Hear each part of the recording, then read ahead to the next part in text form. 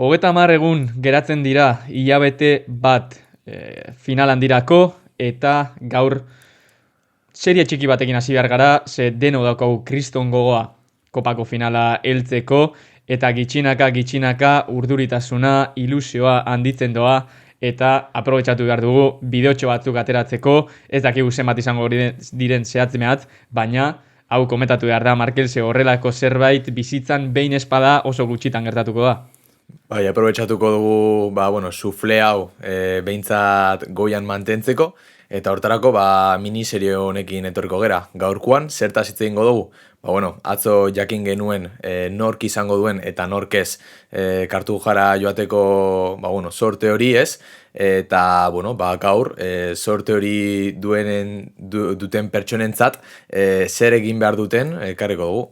Bai, atzo goiza, mugimendu askoko goiza izan zen, batzuentzat zorionez goiz polita, beste batzuentzat goiz iluna, gure kasuan ere, bi bazkide gara, eta sortea desberdin tokatu zaigu, zuk sarrera izango duzu Kartujarako, eta nik printzipioz ez, orduan orain argitu behar da, zer egin behar du bazkide batek sarrera tokatu bazaio, bazkidea espada ere, zer egin behar du zorionez entrada tokatu zaion pertsona horrek, eta oraindik esperantza badago sarrera ez daukatenentzat ere, ez?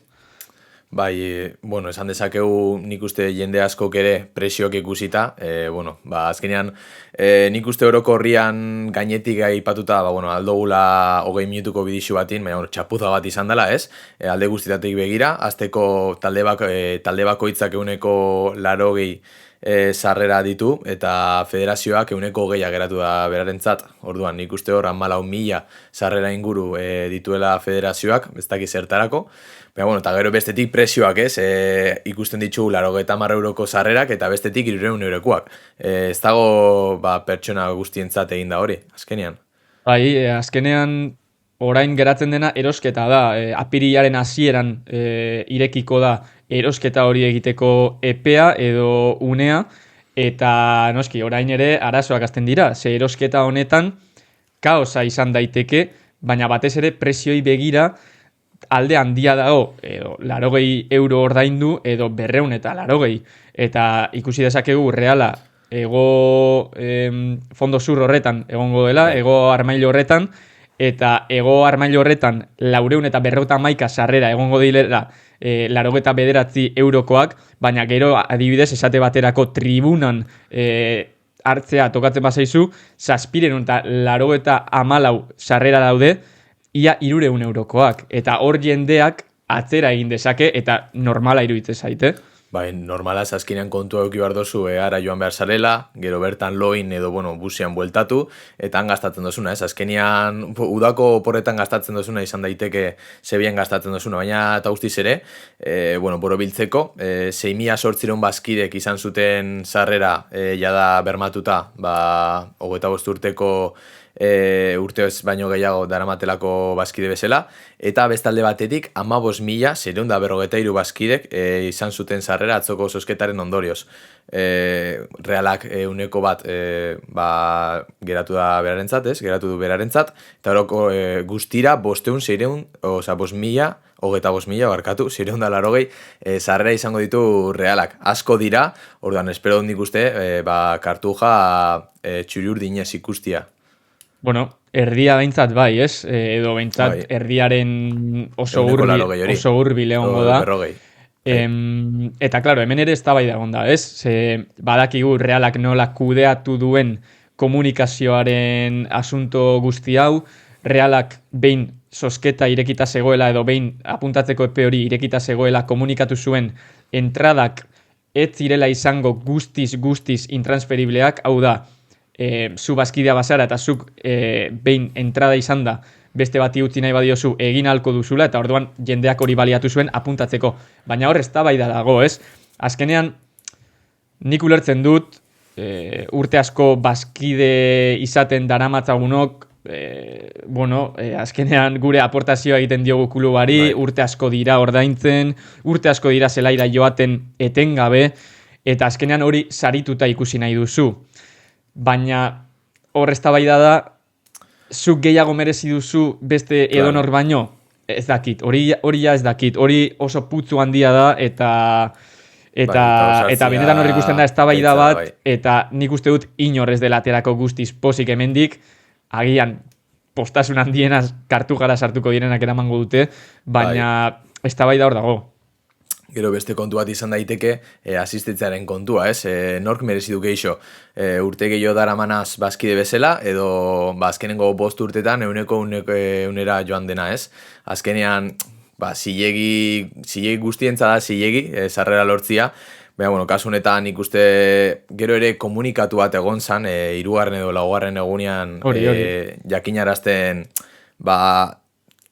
federazioko kode hori sartzerakoan, hor, nana, ezberdina izan zitekela, orduan gero ikusi genuen bazkide gehixok egin zutela eskaera, eta, bueno, bazkide horiek azkenean sorte auki dute.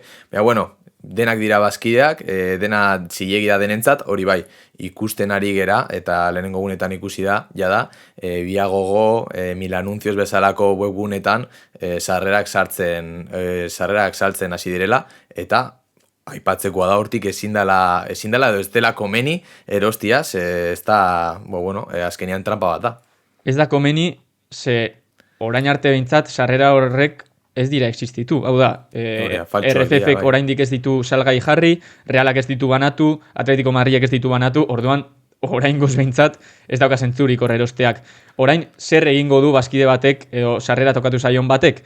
Zain egongo da apirilaren hasierar arte, Realak kode bat bidaliko du eta kode horrekin RFF-en plataforman sartu beharko da sarrera erosteko eta bere aulkia aukeratzeko. Hau da, Realak jada ez du kudeatzen sarreren erosketa, baizik eta federazioak eramango duela hori bere plataformatik. Orduan, bazkide bakoitzak bere zenbakia izango du, bere kodea, eta horrekin erosketa egingo du. Nola egingo den erosketa?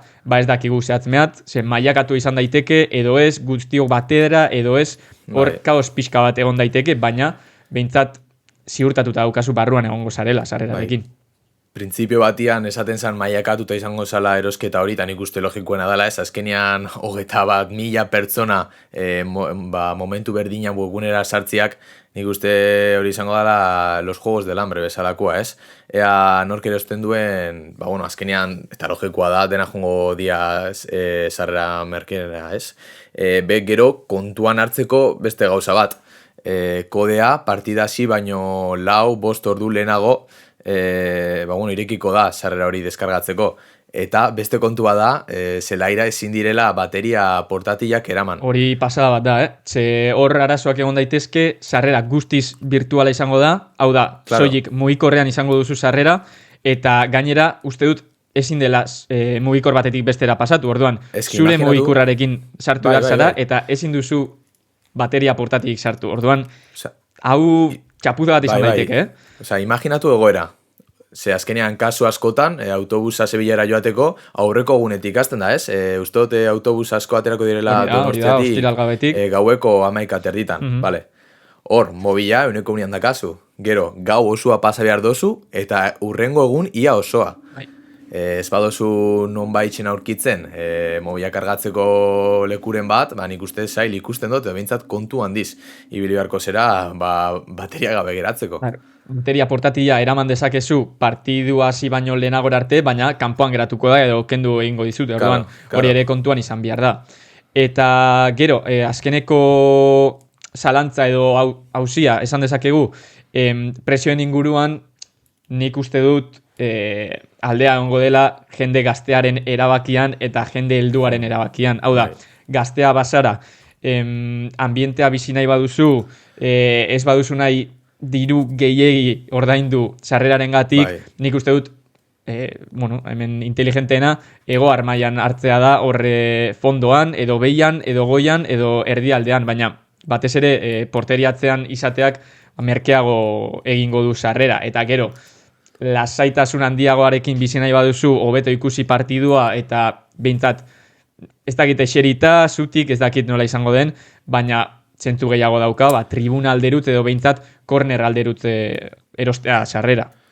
Nik uste azkenian, Jo, emate bala negozioa ari diela ateratzen leku guztietatik, ez? Lehenengo Sevillan izatiak nik uste ez duela zentzu handirik, ez?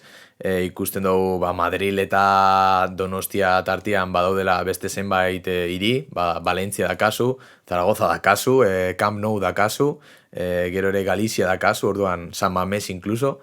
Ez dakit zebaitzen da Andaluzian, baina bueno, hori ikusita ere, ikusten du bai Champions, bai UEFA eta bai konferentzeko sarrerak askoz merkeagoak diala, eta ez dakit nondik datorren sarrera hauen balioa, ez? Osea, ez dago guztiz justifikatuta, baina bueno, bizitzan behin gertatzen den gauza bat da, eta ulertzen dugu, eta esfortzuri geixenok ingo dugu, baina eta guztiz ere nik uste salatu beharreko gauza bat dala, ze ez da normala.